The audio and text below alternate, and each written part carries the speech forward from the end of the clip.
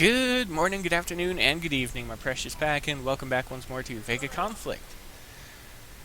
So, this is what I was talking about when I said you could basically farm them for next to no damage. And yes, I did take the time to actually fly them, even though these ships are not my forte, as I've basically stated before. I prefer flying my dreadnoughts because, one, they're stupidly simple and anyone can master them.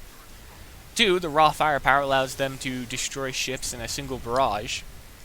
Three, they're a dreadnought, just the name is cool. But even so, here I am, farming these ones. Now, this repair time was 32 minutes and some odd seconds. Individually, there was only 2 ships that were heavily damaged that I couldn't actually insta-repair once I got back to base.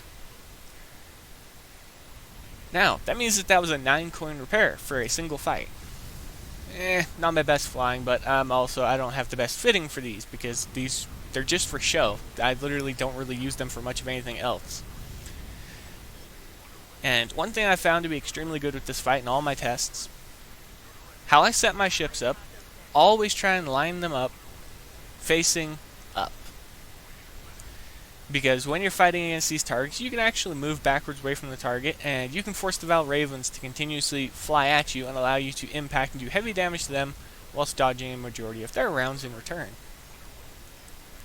Another added thing I want to say real quick, this is only the 103, and I only have one of the Mark IIs. I'm slowly building them up.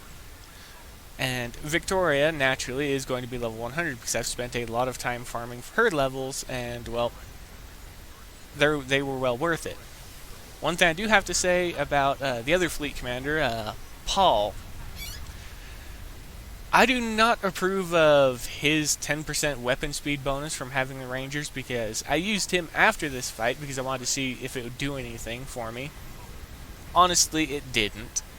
It felt more like a waste of time than anything, because the weapon speed bonus, just like with what you're seeing now of them missing due to the AI strafing and turning,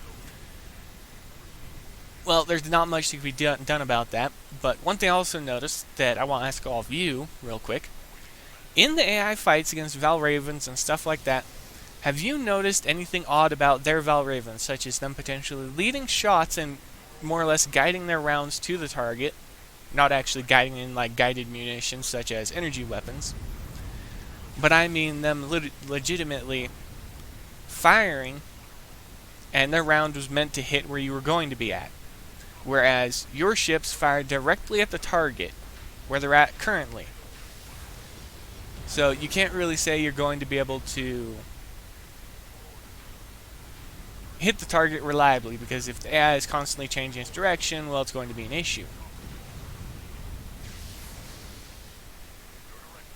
And yes, I'm trying to be fancy with the flying, because I had issues before and after with the vectors in this fight that more often than not, the heaviest amount of damage I would take for these fights was not done by the enemy ships themselves, but by these, because a single missile would hit a cluster of ships, and this is ultimately what I started doing, to rush them, destroy them in one shot, and just avoid the missiles the best I can.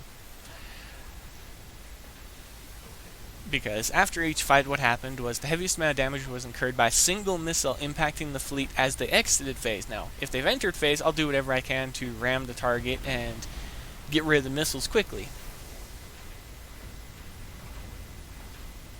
Enter phase, yep, we're good. Charge the missiles, and we're good.